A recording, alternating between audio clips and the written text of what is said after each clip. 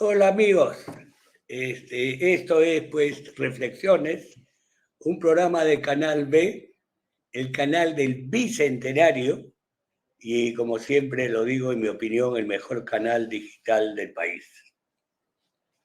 Hoy vamos a conversar sobre economía, sobre inversión, sobre desarrollo del país y para tratar estos temas muy importantes estarán con nosotros nada menos que Diego de la Torre, un connotado empresario peruano, un hombre comprometido con el Perú.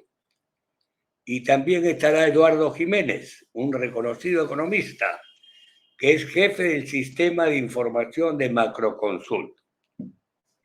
Ambos ya están aquí con nosotros, así que les estoy dando la más cordial bienvenida a Diego y a Eduardo. Muchas gracias de estar en Reflexiones. Muchas gracias, Pepe. Buenas tardes. Muy bien. Pues es un gusto poder conversar, porque esto es un conversatorio, conversar sobre temas de fondo importantes para el país.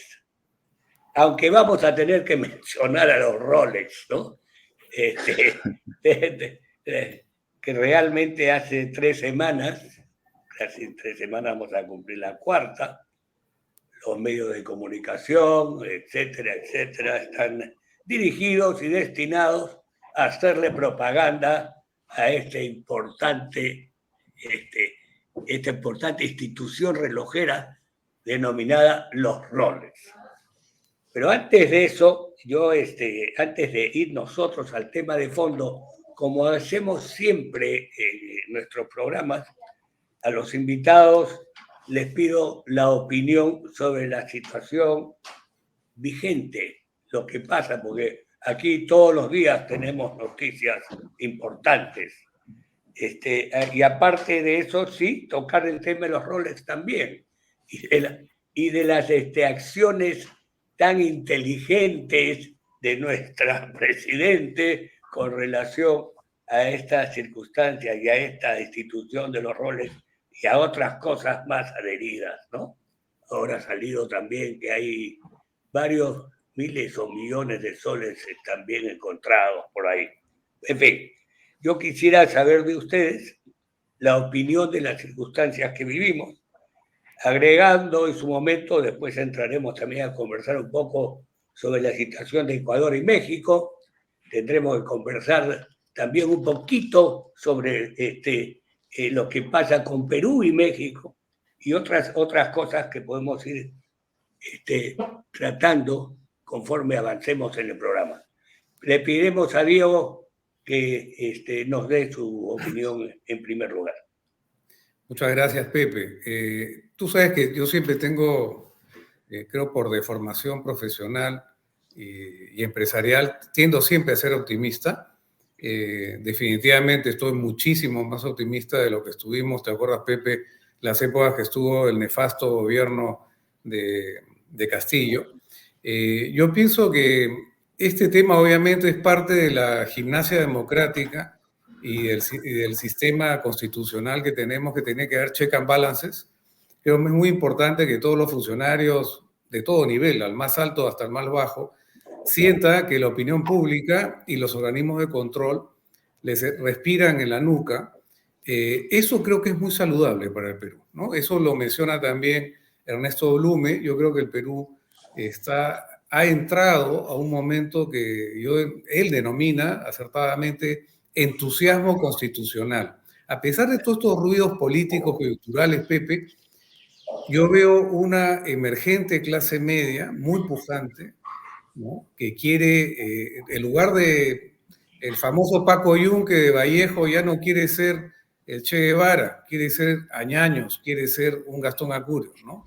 Y eso creo que es una presión sociológica, social, muy potente, que no van a poder acallar cualquier tipo de proyectos totalitarios en el Perú. Y eso es lo que mantiene al Perú con grado de inversión, tenemos la suerte de tener a Julio Velarde, pero independientemente de toda esta, siempre comentamos, ¿no, Pepe, que en el Perú Kafka sería un escritor costumbrista, ¿no? Eh, pero en realidad, independientemente de eso, yo creo que hay temas mucho más importantes que hay que tocar y hay que poner la energía gubernamental, la energía social, la energía empresarial en ellos, ¿no? Uno es el de la seguridad, porque esto de los Rolex, francamente, ya lo dijo muy bien el doctor Blume, eso se va a tener que ver después del 2026, ¿no? Yo creo que eso es lo importante y mal que bien, la presidenta Boluarte, por la cual yo no voté, obviamente, por esa plancha, eh, ha hecho nombramientos importantes como el de Jaime González Olaechea y, y varios ministros, como el que fue, me da una pena que se haya ido Juan Carlos Matius, pero están dando señales claras. Tener a Alfredo Ferrero en Estados Unidos ahora que se vienen unas elecciones en, en el país de Lincoln. Creo que, y el tema de la PEC, que son temas un poquito más macro, van a poner una presión muy positiva para una sensatez macroeconómica y que se le ponga foco al tema de seguridad también. Yo te diría, independientemente del clima de inversión, yo creo que el tema de la seguridad es fundamental, ¿no? Por ahí hay que darle, Pepe, y yo soy optimista, yo estoy empezando a ver que los motores empiezan a encender de la economía. Bueno, yo me he quedado en las peores épocas del Perú, como tú sabes muy bien, Pepe. Y el Perú, a pesar de todas las cosas que pueden pasar, es un país muy noble y tiene una población que cuando está bien liderada, está bien entrenada y bien educada, es estupenda, ¿no? Otro tema, y perdón que me estoy alargando, es el tema, sí, de la batalla cultural en los colegios, ¿no? Iniciativas como lo que ha hecho el Diario Expreso me parece muy buena, de sacar historietas sobre Chavín de Huáncar, ¿no? En lugar de estar sacando barbaridades sobre Hugo Blanco, poniéndolo como un luchador social, ¿no? Y cosas de ese tipo. Yo pienso que mucha gente ha despertado, Pepe, el hecho mismo que tú ya estés en los medios, ¿no? Dando batalla muchos años, y mucha gente ha salido a fundar nuevos medios, como es el Canal B de Alfonso Baella, y el Canal Bicentenario, el Reporte, el propio Willax, el Montonero, una serie de... hay movimiento y se empieza a publicar más, ¿no? Se acaba de publicar un libro sobre el tema de la Agenda 2030 y los contrabandos ideológicos que tiene, y es del grupo Origen y la Fundación NEOS, ¿no? De España, que se está empezando a dar la batalla, Pepe, no empezando, creo que ya se han ganado varias batallas, falta la guerra nomás contra el Castro-chavismo, que todavía tiene tentáculos radioactivos. Mencionábamos el frente también diplomático, ¿no? De estos gérmenes del mal, que son la presencia del régimen cubano a través de sus embajadas, ¿no? El régimen de Maduro también. Yo no soy un diplomático, pero creo que hay que estar muy atento a eso. Muy bien. Muy bien, concurro contigo también. En el aspecto optimista siempre lo hago, aunque la preocupación está vigente. Sí, pienso que esto es, antes de pasarle el micro a nuestro amigo Eduardo, pienso que hay que tener mucho cuidado con esta circunstancia que está sucediendo con la Presidenta de la República. Hay pues una reacción definitivamente periodística, no, manipulada o manejada, no sé por qué, muchos dicen que está Gorriti, no sé. Totalmente, pero, no lo dudes. Sí, claro, la preocupación se agrega cuando se empieza ya a comparar lo que sucedió con la época de Merino y de Sagasti. aparentemente por gente que es conocedora de temas de inteligencia, hay un cierto movimiento. Inclusive tuvimos a un ex político, ¿no? Parado frente al Palacio de Gobierno, tratando de hacer bulla en contra de la presidenta. Y esto puede seguir generándose. Y ojalá no terminemos en una situación como la que se produjo en la época del expresidente Merino. Muy bien. Eduardo, te toca a ti. ¿Cuál es tu opinión? Quisiera también que agregues algo de lo que está sucediendo también en Ecuador. Seguramente vamos a conversar. Adelante, Eduardo. Sí, Pepe, gracias. Gracias por la invitación nuevamente. No, mira, yo creo que lo más preocupante de todo esto que está sucediendo es que la figura presidencial en el Perú se sigue deteriorando, ¿no? Esta idea de que los presidentes pues, pueden ser acusados y tratados como cualquier otro ciudadano, esa figura me parece muy, muy peligrosa porque, y evidentemente los medios abonan en favor de ello, ¿no? Pero evidentemente la debilidad de la figura presidencial y el hecho de que hayamos tenido 6 presidentes en 6 años, casi 7 años, ciertamente le mete mucho ruido digamos, a la economía peruana, que es finalmente lo que yo analizo en profundidad, porque nos interesa que el Perú progrese, que el Perú avance, y evidentemente se necesita una situación política que ayude a ello, ¿no? Si la situación política no nos ayuda, si tenemos presidentes que caen cada vez, si tenemos presidentes que por cualquier evento esté en riesgo su permanencia, ciertamente, digamos, el ruido aumenta y la posibilidad de que seamos menos atractivos para la inversión en general, ¿no? Se hace más evidente, ¿no? Finalmente, el progreso del país requiere condiciones necesarias. Uno es el bajo ruido político, también otras condiciones que se requieren tranquilidad, por ejemplo, seguridad, que ya lo decía Diego, ¿no? Seguridad en las calles necesitamos, no seguridad porque al final del día eso es parte de este tema. Entonces, sí me preocupa que ante un evento que en otro tiempo podría haber pasado sin mayores problemas y ser visto, como dijo Diego, también al final del periodo, no se comienza a hacer un tremendo barullo respecto a eso, bulla, comentarios diarios, todos los domingos dedicados a ello, que en verdad no ayuda en absolutamente nada al país como un todo. La señora tendrá que responder en su momento por esto, pero seguramente hacia el 2026 como corresponde, ¿no? Como corresponde. Mientras tanto, felizmente, debo decir, Pepe, que las expectativas están mejorando. En la línea de Diego, creo que el optimismo felizmente se está instalando nuevamente.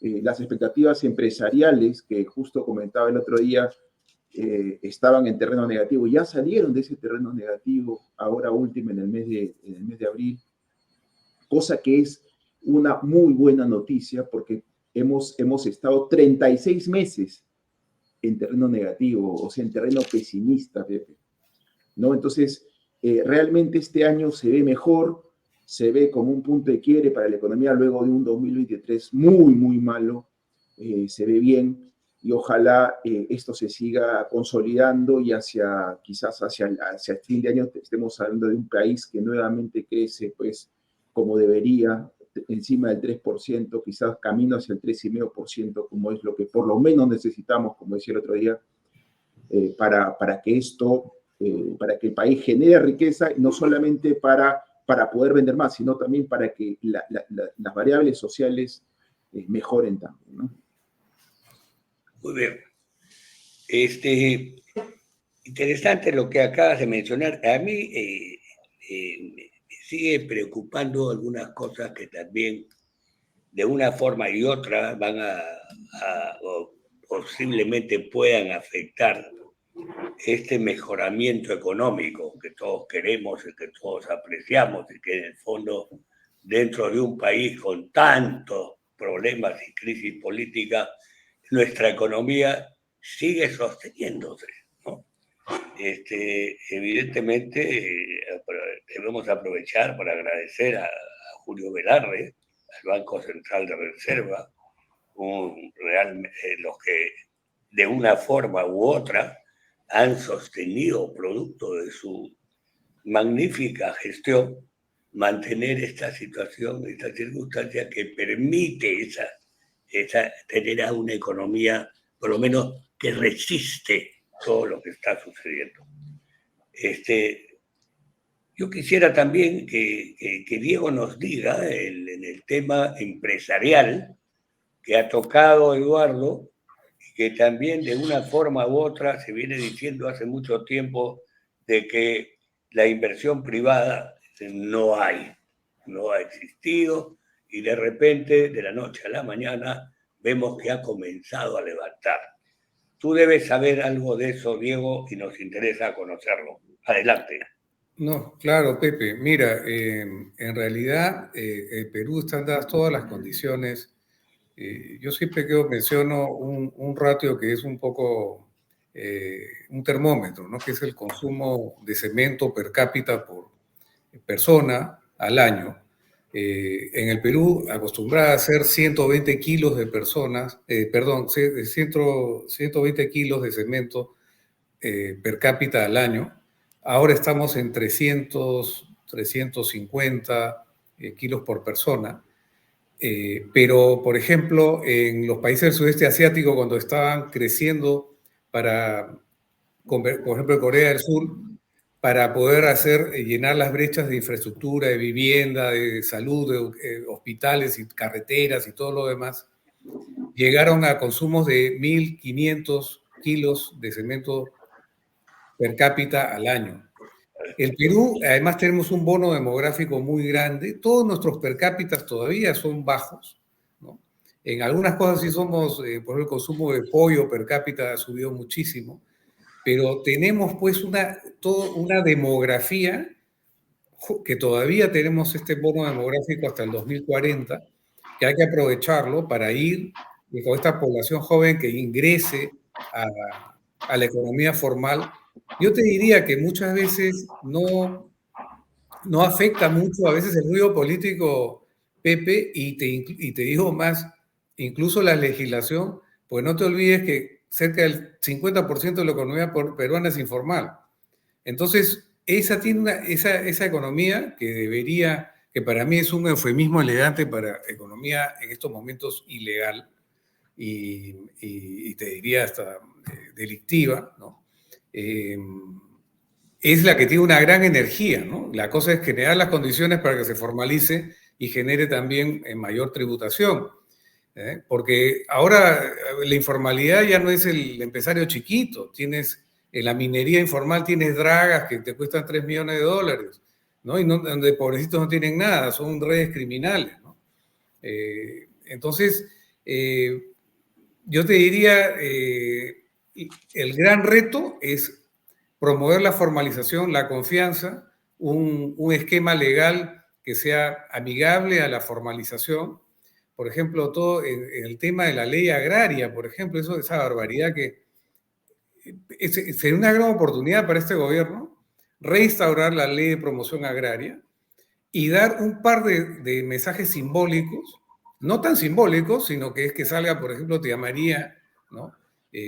Sería un golpe psicológico como lo fue a mediados de los 2000 la firma del TLC con Estados Unidos, que eso fue un gran punto de inflexión que le permitió al Perú crecer en un promedio desde el 2006 hasta el 2011, un promedio de 7.2% al año, que es la única manera de ir reduciendo la brecha de pobreza. Yo pienso que hay una gran oportunidad. Han hecho realmente nombramientos muy importantes, muy significativos, como el Alfredo Ferrero en la Embajada de Estados Unidos, también en la OEA con Sardón, me parece muy, muy, muy importante. Y así creo que Tito Boreo va a ir también al tema de la Corte Interamericana de Derechos Humanos, ¿no? Entonces, ese tipo de anuncios, así como el hecho que esté Julio Velarde en el BCR, ha hecho que mucho de la inversión privada formal también esté, como dice muy bien Eduardo, se está instalando de nuevo, ¿no? en el Perú. Y eso creo que es muy saludable. Y a pesar, Pepe, mucha gente de fuera, cuando ve lo que pasa en el Perú, nosotros tendemos a ver solamente el aspecto negativo, ¿no? Pero la verdad, Pepe, es que nuestras instituciones, si bien es cierto, no son perfectas, pero están empezando a gatear, están empezando a caminar. Este momento constitucional que habla Ernesto Blume es una realidad. La gente está empezando a... Obviamente hay que ir, por ejemplo, todavía hay que reformar todo lo que es el sistema electoral en el Perú, ¿no? El Jurado Nacional de Elecciones, también la parte jurídica. Ahí se necesita poner mucho más energía política en el Congreso, energía política a nivel del Poder Ejecutivo para hacer las reformas que permitan hacer una transición ordenada, tranquila, las elecciones del 2026. Y tener una alternativa, pues que el otro día, Pepe, ¿te acuerdas? Estábamos en una reunión, hacer una especie de pacto patriótico de las fuerzas democráticas en lo principal, que es reactivación económica, seguridad y el tema, sobre todo, te diría, de la agenda y el currículum educativo en el Perú, pues, ¿no? Porque tenemos 250.000 maestros que son afiliados a la SUTEP, que están haciendo un contrabando ideológico brutal. Esto empezó con el gobierno de Humala, ¿no? Hacer contrabandos ideológicos en la educación que envenenan el alma de nuestra juventud y promoviendo la desunión en lugar de la unión de los peruanos, ¿no? Esas tres cosas te diría yo: seguridad y sobre todo, por favor, darle la dignidad a nuestras Fuerzas Armadas, que han dado la vida por la democracia y nos han librado del terrorismo. Basta ya de estas barbaridades que se hacen contra nuestra Fuerza Armada y nuestra Policía Nacional, que la han vejado, que la han infiltrado. Hay un montón de topos ahí, digamos, ideologizados que quieren deconstruirla, como diría Gramsci, ¿no? Quieren deconstruir las instituciones para poder tener ese infierno progre comunista que tienen, por ejemplo, en Cuba o en Venezuela. Pero felizmente, Pepe, los peruanos hemos despertado. Muchos estamos canalizando nuestro tiempo no solamente en hacer crecer el PBI, yo como empresario, sino canalizo mi tiempo también en temas gremiales, en temas también de dar la voz, ¿no? Dar nuestra opinión de manera, no ser un habitante, sino ser un ciudadano, ¿no? Tú mencionaste tres: seguridad, ¿qué más? Reactivación económica y, sobre todo, evitar contaminación ideológica en los contenidos educativos. La educación está para enseñar matemáticas, para enseñar ciencia, para enseñar civismo, ¿no? Pero no para estar enseñando odio y enfrentamiento a los peruanos, ¿no? O lucha armada, o todo lo que es esta ideología identitaria que quiere hiperfragmentar al Perú entre costeños, entre selváticos, entre gente de la sierra, ¿no? Y europeruanos contra afroperuanos y afroperuanos frente a andino-peruanos. Eso es una barbaridad, ¿no? Tenemos que reivindicar el mestizaje, porque el mestizaje ha disuelto las diferencias en el Perú. Todos tenemos de todo, Pepe, y eso es lo bonito del Perú. Ahí está surgiendo lo que se llama esta nueva categoría sociológica, que es el mestizo, el cholo power, ¿no? Como Añaños, como lo fue el Inca Garcilaso de la Vega en el siglo XVI, que era un mestizo, un cholo power que hablaba latín, hablaba italiano, hablaba quechua, hablaba español, y que hizo literatura de primer nivel. Y él fue el que avisoró la nación peruana. Somos nosotros, somos herederos del Imperio Español y del Imperio Inca, junto con todas las otras etnias que han venido al Perú. Y el Perú tiene un destino de ser un país piloto, un país imperio, un país... yo siempre he dicho, Pepe, así como el Imperio Romano preparó a Europa para el cristianismo, el Imperio Incaico preparó a América del Sur para el cristianismo, porque los primeros que promovieron el cristianismo en el Perú fue la nobleza inca, que ese es un día deberías entrevistar, creo que ya lo has hecho, este historiador Rafael Aita, que es extraordinario, este joven historiador que está desterrando todos estos mitos depresivos y de la historiografía marxista que ha enfrentado a los peruanos. Me encanta, me satisface escucharte con toda esa inmensa posición que tienes, tan positiva, si quieres poner, ¿no? Sí, yo también pienso... Si me permites, a mí, ahí, justo atrás mío tengo el retrato de Miguel Grau, sí, ¿no? sí, Y dice que cuando tú tienes ciudadanía es porque quieres tu país y das la vida por tu país, ¿no? ¿Tú crees que un señor como el que está en el retrato de atrás no quería el Perú y dio su vida? Y así como ese, hay muchos en el Perú. Todos estos muchachos de las Fuerzas Armadas que han muerto defendiéndonos de la insanía terrorista y del marxismo-leninismo, son gente que quiere su país, porque nadie sale a pelear por algo que no quiere, ¿no? Y siguen muriendo en las calles, Pepe. Y esa gente que hay que apoyarla, esos son los peruanos que hay que apoyar. Muy bien, Diego, muchas gracias. Yo tengo algunas, sí, a mí me gusta tu posición, como mencioné antes, positiva, que evidentemente todo lo que has precisado y mencionado es así, y no debemos perder la esperanza. Sin embargo, debemos estar atentos, y tenemos que estar muy atentos a situaciones que se quieren revertir lo que realmente requiere y necesita el Perú para su desarrollo. Y en eso está lo que he mencionado antes, de este ámbito, grupo de gente que se ha dedicado a buscar que el Perú sea un país socialista, que sea un país pobre, que sea un país comunista.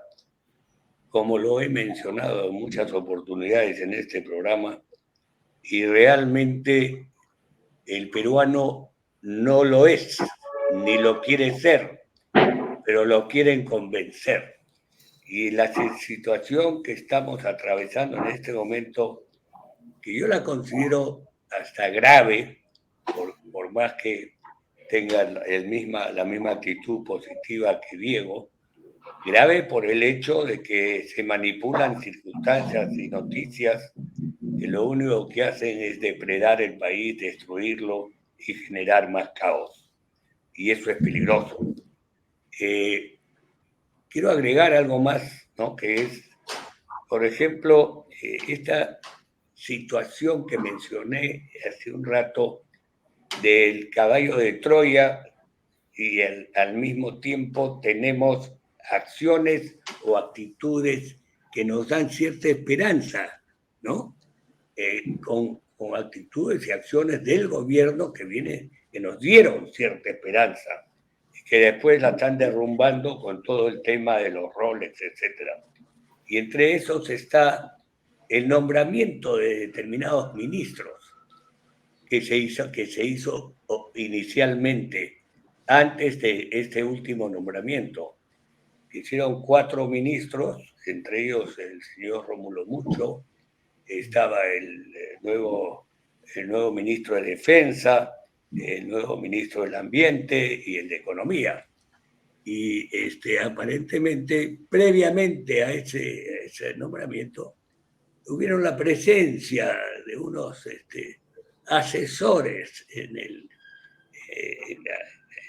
la presidencia, o llamados asesores de gente especializada, gente que conoce no solamente los temas económicos, sino los temas políticos, estuvieron con la presidenta. Tú lo sabes, Diego, ¿no? Y producto de eso se hizo ese nombramiento, y esperábamos que evidentemente esto iba a generar una reacción muy positiva, sobre todo en el ambiente económico, porque tuvimos a un señor Rómulo Mucho, que también lo están haciendo, lo quieren hacer puré, increíblemente, ¿no? Cerró Rómulo Mucho, un problema de Butters, creo que fue, y en un programa de Butters, y en otros que lo vi también, ya hablaba con precisión sobre el destrave minero. Hablaba de destrabar Conga, destrabar Tía María, etcétera, etcétera, ¿no? Y lo que es increíble es que no se entiende todavía la importancia del significado de la minería en el país. Y esos destraves pueden generar una circunstancia económica muchísimo más interesante. Pero tenemos el otro tema al costado, que es quienes no quieren absolutamente que se haga nada de eso y que se siga con el mismo camino que tenemos. Eduardo, perdóname que me haya ampliado tanto, pero sí me gustaría conocer, tú que eres un economista, que sabes cómo estamos, que esperemos que todo siga igual, que siga mejorando la economía, o tenemos de que esta circunstancia por la cual atravesamos también va a mejorar. Creo que este señor Reuche, que es vicepresidente de una agencia americana, algo dijo sobre esto, ¿no? Y sí, me gustaría... no. Sí, permítame reaccionar un poquito, Pepe, a lo que decía Diego, ¿no? Respecto a la inversión. Ojo, en el Perú se invierten todos los años encima de 50.000 millones de dólares, ¿no? Estamos hablando del 20% del PBI de manera privada, no estoy hablando ni siquiera de la inversión pública, que son otros 5 puntos del PBI más o menos, ¿no? Entonces, el empresario pequeño, grande, apuesta por el país todos los años, lo hace así. Cuando vemos nosotros la variación de la inversión privada, decimos está en negativo, está en positivo, estamos hablando de ese tremendo flujo que ya existe. No es que la inversión privada se va a cero, no hay inversión y al año siguiente crece otra vez. No, sino que todos los años ya hay un monto de inversión que siempre está agregando nuevo capital, nuevas máquinas, nuevas construcciones a la economía, y eso finalmente nos permite crecer y ser un país, esperemos, grande más adelante. Pero no quería dejar pasar eso porque creo que es importante saber que hay empresarios que están apostando todo el tiempo por el país y evidentemente quieren tranquilidad y quieren seguridad para hacer, justamente para invertir, para poder hacer empresa, que finalmente es lo que se requiere para generar riqueza. Ahora, respecto a lo que tú me preguntabas, Pepe, las inversiones, mira, en un escenario base, digamos, de aquí hacia 2030, Perú tiene más o menos una tasa de crecimiento de nuestros estimados, una tasa de crecimiento de 3%. Y ahí lo que suma básicamente son proyectos mineros pequeños, lamentablemente, porque fuera de Quellaveco, que ya está hecho, ya está produciendo, ya está aumentando el PBI de Moquegua y del país, más allá de eso, no hay otro proyecto de esa dimensión, y por lo menos en este espacio. El gran proyecto que tiene Perú de cobre para realmente ponernos en otra posición y quién sabe alcanzar la producción que hoy ya tiene Chile es la de La Granja. La Granja está en Cajamarca, pero realmente no se avisora todavía la posibilidad de que esto avance, ¿no? Ciertamente Cajamarca no es precisamente muy amigable con la nueva inversión minera y en general con la inversión minera. Entonces, de aquí hacia 2030 no se ve tanto, pero lo que sí está avanzando, Pepe, y eso hay que destacarlo, es lo que está haciendo Proinversión, ¿no? El hecho de haber llevado adelante el anillo vial periférico, una obra de un tamaño, estamos hablando de 3.500 millones de dólares, que no se sacaba una obra de esa dimensión, pues hace muchísimo tiempo. Y el año pasado ha comenzado un destrave de obras que vienen avanzando, y con esto del anillo vial, creo que es positivo. Nuevamente, es otra señal positiva que se le suma a este tema de las expectativas que comentaba hace un momento. Entonces, ciertamente Perú este año tiene algunos factores, a diferencia del año pasado, que todo confluía para estar en negativo. Este año más bien hay varias confluencias para pensar que esto puede avanzar algo más. El anillo vial sin duda va a tomar su tiempo porque es una obra larga, se hablan de 10 años de construcción, tiene sus complicaciones propias de un proyecto de este tipo porque tiene que pasar, pues tiene que rodear todo Lima, cosa que no es sencilla porque, bueno, hay que hacer una serie de expropiaciones, seguramente van a haber algunas complicaciones, no lo dudo, pero avanzar y dar señales claras de avance, como ahora el anillo vial, como ya se está haciendo el aeropuerto Jorge Chávez, como ya se está haciendo el aeropuerto de Chinchero, ¿no? Creo que eso suma en general al crecimiento del país. Lo otro que es importante es lo que está pasando en Chavimochic también, ¿no? O sea, ya se está sacando el ancho de Chavimochic, que además va a permitir que el sector, quizás uno de los sectores más importantes de la economía, luego de la minería, que es la agroexportación, siga aumentando su producción. Ojalá se sume pronto también Maje Siguas, Pepe, que en los cálculos que yo pude hacer sobre este proyecto tranquilamente podría agregar como mínimo $1.000 millones adicionales de exportación en nuevas frutas, en arándanos, en paltas, en uvas, que realmente nos pone ya en otras posiciones, proveedor de alimentos muy importante. Y ojo que China todavía no abre toda la demanda que podría tomar, así que Perú tiene ahí un espacio para crecer inmenso, pero tienen que haber las condiciones y tenemos que seguir pues creyendo en que la inversión privada finalmente es la que genera riqueza. Lo demás es solamente, digamos, palabras, ¿no? Muy bien. La parte que te mencioné de Jaime Reuche, creo que fue, ¿no? La circunstancia vigente, lo que está pasando ahora en el país, él lo que ha mencionado es que eso puede afectar ese desarrollo pequeño económico que tiene el Perú.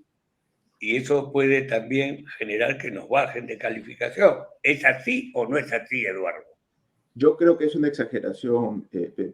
Creo que es una exageración. En mi humilde opinión, pienso que se está exagerando con eso.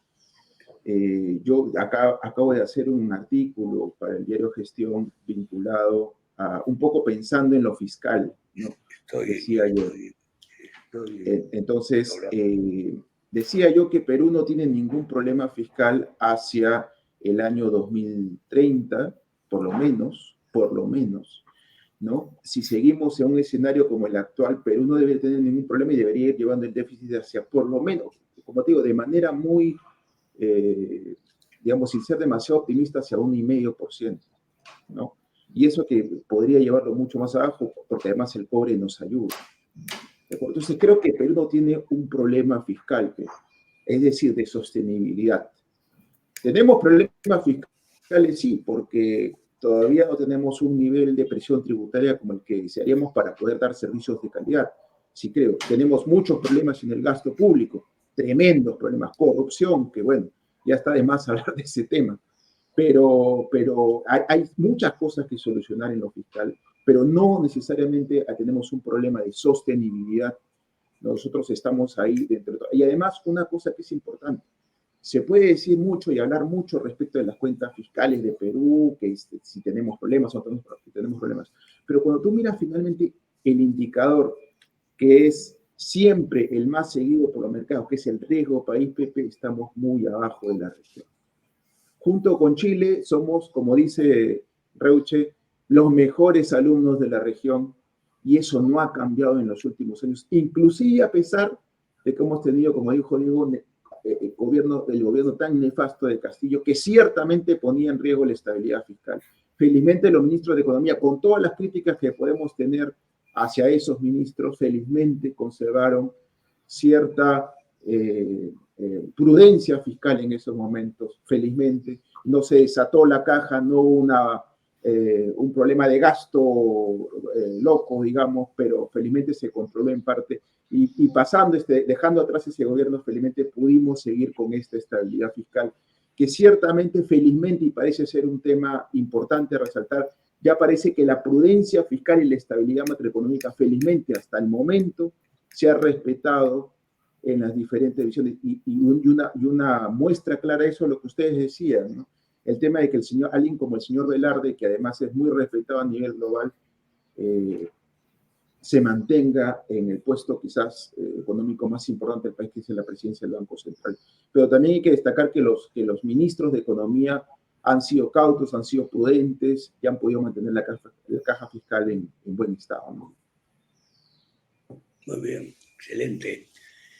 Me da mucho gusto a mí tener invitados como ustedes que realmente explican claramente el por qué el Perú tiene ese camino positivo que debe conseguirlo y lo está consiguiendo si realmente dejamos de lado todos estos aspectos que están sucediendo. Porque si uno de los temas, no sé, a Diego le quería preguntar, uno de los temas que deberíamos hacer, aparte de este pacto patriótico que ha mencionado Diego, deberíamos hacer dentro de ese pacto patriótico es la colaboración y la ayuda a este gobierno que tanto lo necesita para que pueda llegar al 2026 y que tengamos la suerte de poder enderezar nuestro camino hacia el desarrollo. ¿Cómo crees tú, Diego, que deberíamos hacer eso? Creo que es factible si realmente reunimos a las personas adecuadas, como tú, o Eduardo también, reunimos a las personas adecuadas para poder aportar a este gobierno a que salga adelante con estos temas fundamentales para el desarrollo del Perú. Adelante, Diego. Mira, Pepe, yo creo que de manera espontánea ha ido surgiendo este consenso en estos temas de reactivación económica, seguridad, y que ya se está empezando a estructurar. Mira, el hecho mismo que lo estemos conversando es ya ponerlo en la agenda, digamos, de los gremios empresariales, de la agenda pública. Y además, muy bien que mencionaba Eduardo el tema, así como el Perú es conocido como una excelente gastronomía, y eso está ya en el imaginario colectivo mundial, que el Perú tiene buena gastronomía, exactamente de la misma manera, en el imaginario colectivo de la comunidad económica y financiera internacional, el Perú tiene una extraordinaria sensatez macroeconómica, ¿no? Y no nos hemos, Perú, el ratio deuda-PBI, todavía estamos en 32, creo, ¿no? 33, 34% del PBI. Alan García lo dejó, creo, en 23, ahí veo que entraron algunos a emitir deuda, PPK, un poco alegremente también, ¿no? Y bueno, también se tuvo que emitir por el tema de la pandemia, eso sí, un poco más, con más justificación. Pero a lo que voy, Pepe, es que se está formando de manera espontánea y creo también el surgimiento de nuevos medios de comunicación le está añadiendo más madurez, más conocimiento al tratamiento de la cosa pública. Porque no puede ser pues todo farándula, todo tema de Rolex, digamos, la vida personal del gobernador Oscorima. O sea, yo entiendo que tiene un atractivo, digamos, medio de morbo, pero francamente el Perú es mucho más grande que eso, ¿no? Y pienso que se está desarrollando, hay que desarrollar un pacto también para tener una madurez, una mayor en tratar los problemas. No estamos diciendo de que no se investigue, por supuesto que sí, pero hacerlo dentro del imperio de la ley. Además, tengo entendido, hay una protección hasta el año 2026, como hemos hablado. Pero hay un tema semántico bien importante, Pepe. Creo que fue Fernando Zavala que dijo, desgraciadamente no es muy acertado a veces con sus frases, ¿no? Esto de reconstrucción con cambios, y el otro, destrabar. O sea, yo lo que tiene es que la palabra destrabar ya tiene una connotación negativa. Lo que tienes que decir es, oye, tienes que aplicar el imperio de la ley. Tienes que tener la decisión política de hacer las cosas. Hacer. Punto. ¿Qué es esto de que la licencia social? Por Dios, Tía María tiene todos los estudios de impacto ambiental, todas las autorizaciones del Estado peruano, de las autoridades ambientales y de todo tipo, ¿no? Para cumplir los más altos estándares de una inversión formal en la minería.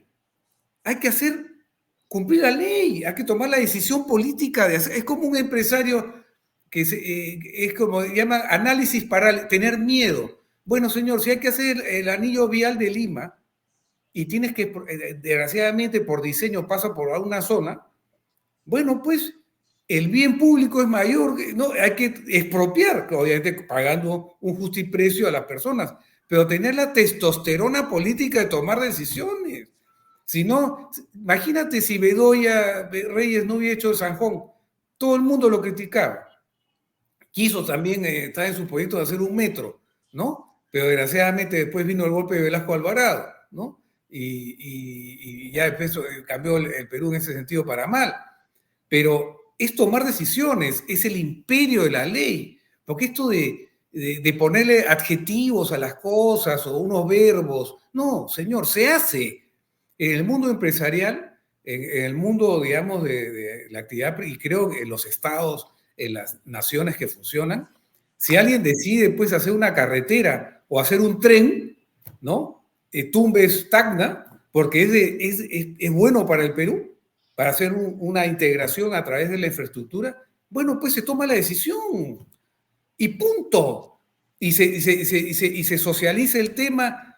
¿Por qué tanta ida y venida? ¿No? Si todos los estudios dicen que eso es favorable, ¿no? Entonces creo que llega el momento de que yo diría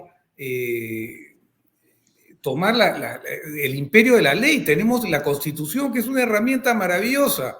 Ok, los peruanos nos ponemos de acuerdo, por decirte algo, en hacer el tren de Tumbes a Tacna. Va a costar, no sé, 40.000 millones de dólares, por decir algo, ¿no? Bueno, pues lo pagamos en 50 años o en 30 años con un préstamo, pero lo que eso puede, pero tomar la decisión, eso es lo que me enerva a mí un poco del sector público, ¿no? Y las cosas se han hecho cuando se toman las decisiones, ¿no? Cuando se ha hecho, pues, Chavimochic fue una decisión política. Mira lo bien que está haciendo. El tema de Olmos. El tema del tren eléctrico, que tanto lo criticaban y le ponían trabas, pues ya se hizo y se quedó corto, ¿no? Entonces, hay que hacer cosas. Creo que eso es bien importante, ¿no? Y no poner, pues, palabritas y que es licencia social, pues ahí viene todo lo... esta corriente ideológica que, como dice muy bien Ernesto Blum, es el cáncer caviar, ¿no? Te genera nuevas palabritas para generar trabas, para después ellos hacer consultorías, ¿no? El famoso licencia social. Por Dios, ¿qué es eso? Es un engendro. Eso no existe. Cierto. Perdón. No, muy bien, muy interesante. Ahora ya estamos en las finales casi. Tengo un tema de fondo que es importante, pero quisiera que Eduardo también comente lo que acabas de decir, ¿no?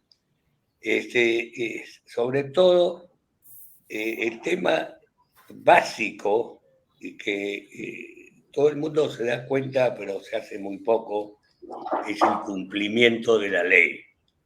Y el cumplimiento de la ley en todas las áreas del país realmente no se impone. Y es una pena que estemos viviendo una situación como esa. A ver, Eduardo, ¿qué tienes que decir? Sí, no, sí, sin duda, ahí Pepe, Diego, sin duda tengo que darle la razón a lo que comentaba Diego, ¿no?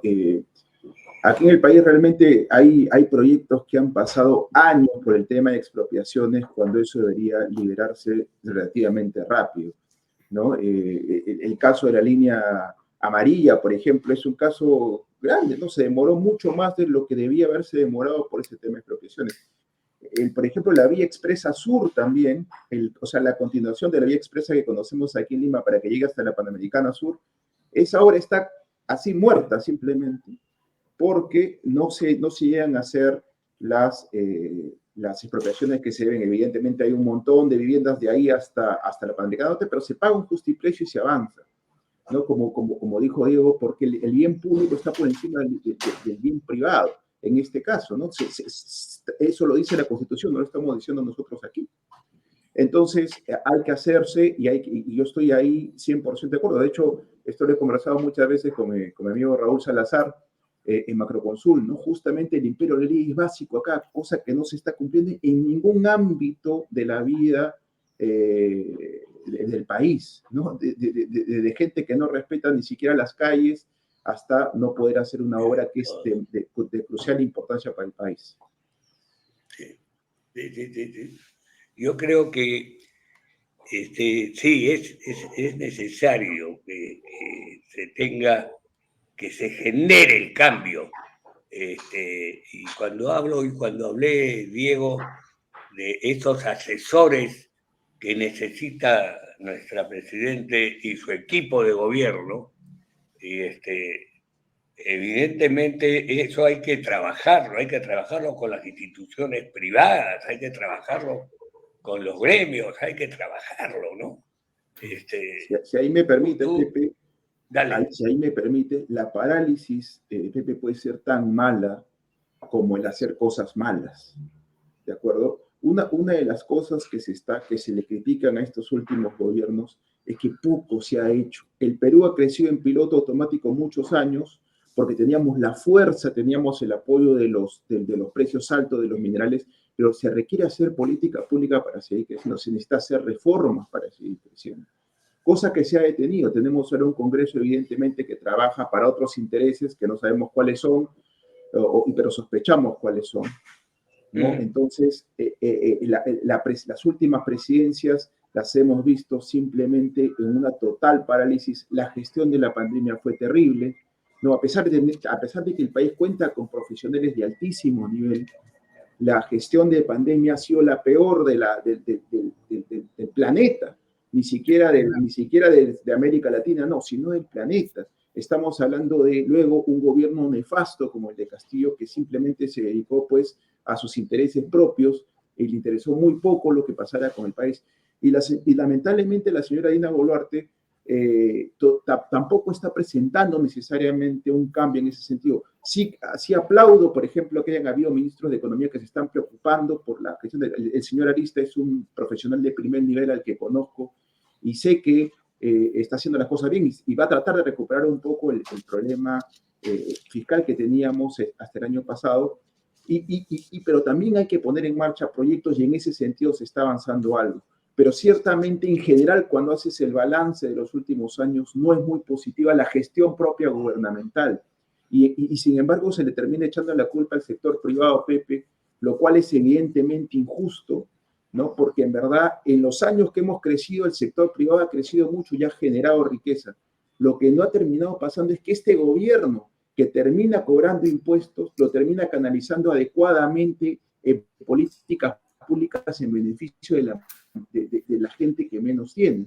Eso no se ha hecho, pero eso no se reconoce de la manera que debería reconocerse, Pepe. Y ese ha sido el gran problema del Perú en los últimos, por lo menos en los últimos 25 años, ¿no? Entonces, creo que eso es peligroso porque evidentemente va generando malestares y genera pues esta molestia, genera pues un impacto, digamos, o una respuesta política de ello, y en las urnas intentaron pues cambiar el sistema económico que había tenido mucho éxito en el Perú. Felizmente no ocurrió así, pero el riesgo está ahí latente, así que hay que estar muy atentos a esto, Pepe, Diego.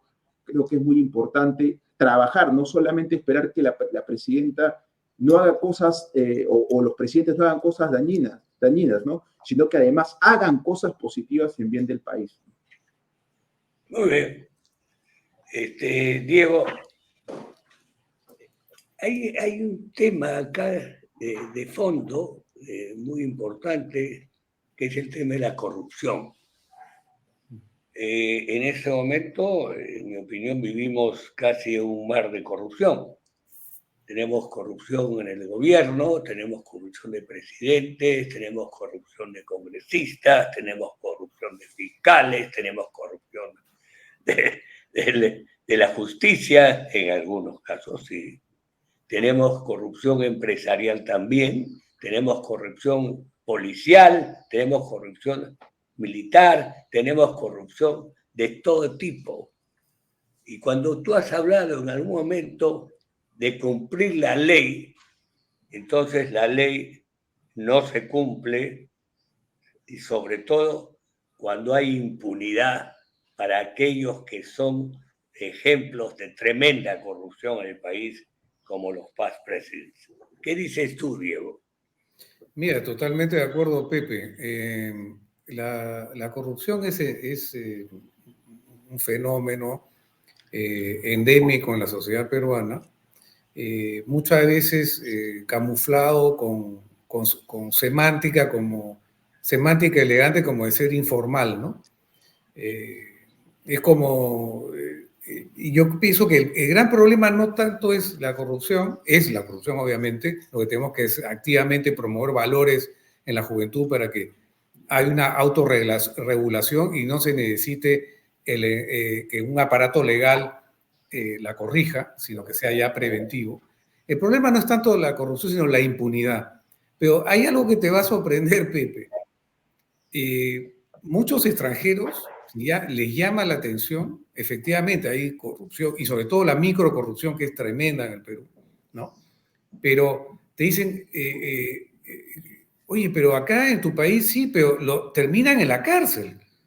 Fíjate, están en la cárcel. O sea, mal que bien, las instituciones empiezan a funcionar, ¿no? Pero también hay que ver, hay un famoso lema: ¿quién moraliza? Los moralizadores también, ¿no? Porque ha habido toda esta narrativa hegemónica marxista, progre, que se ha atribuido digamos, la hegemonía moral, y ellos son los que han tratado de, obviamente ha habido, en todos los espectros políticos ha habido corrupción, y casi el monopolio de la acción legal y penal ha sido hacia un sector político. Pero hacia el otro es el que está absolutamente en una impunidad brutal, o digamos, los tocan con guante de seda, ¿no? Y yo pienso que cuando eso empiece a equipararse, a balancearse en el sentido que el aparato, sistema judicial del Perú también ataque o simplemente se aplique a ese sector político del Perú que se atribuyó durante muchos años una hegemonía moral que no la tenía, ¿no? Sin entrar en nombres, ¿no? Cuando empiecen a realmente estar en la cárcel o simplemente se les aplique la ley como a cualquier hijo de vecino, eso va a ser una señal también muy importante para que... Estoy de acuerdo contigo, Diego. Te interrumpo, que se nos va el tiempo. Nos quedan 2 minutos. Sí, y dime, tengo que, de esos 2 minutos, quiero hablar de algo fundamental que los dos tienen que aportar: el pacto patriótico. Yo lo que quisiera es que nos digan muy precisamente, porque nos quedan 2 minutos y voy a tener que parar en 2. Tú primero, Eduardo, y luego Diego, ¿qué gente debe estar en el pacto patriótico? Eduardo. No, sí, Pepe, mira, los profesionales de primer nivel tienen que saber que una de las cosas que el país necesita es reactivar la economía, sin generar riqueza, como ya lo decía Diego, ¿no? Este aspecto me parece central, porque si no generamos riqueza, si no generamos inversión, vamos a seguir en ese problema y la población en general no va a sentir que le llega algo a ellos mismos. Por eso es central este tema, central, y me parece que debe ser un elemento clave y debe rodearse este pacto de gente capaz de poder llevar estos cambios, ¿no? Gracias, Eduardo. Diego. Yo te diría, todos los peruanos de buena fe y sobre todo también los gremios empresariales se sumen a este pacto patriótico, se sumen también partidos democráticos como Renovación Popular, Fuerza Popular, el APRA, y te diría también el Partido Popular Cristiano, ¿no? De acuerdo, tengo que interrumpirte, con mucha pena. Rápidamente, nosotros los 3 pertenecemos a un grupo, ¿no? Vamos a tratar de esto del pacto patriótico en la próxima reunión, si les parece, y después trasladarla al programa. ¿Les parece? Correcto. Bien? Encantado, Muchísimas Pepe. gracias, muchas gracias. Y definitivamente el Perú es mucho más grande que los Rolex y que todos los problemas Así que es. tiene. Viva el Perú, gracias. Viva el Perú, Pepe. Gracias, Pepe.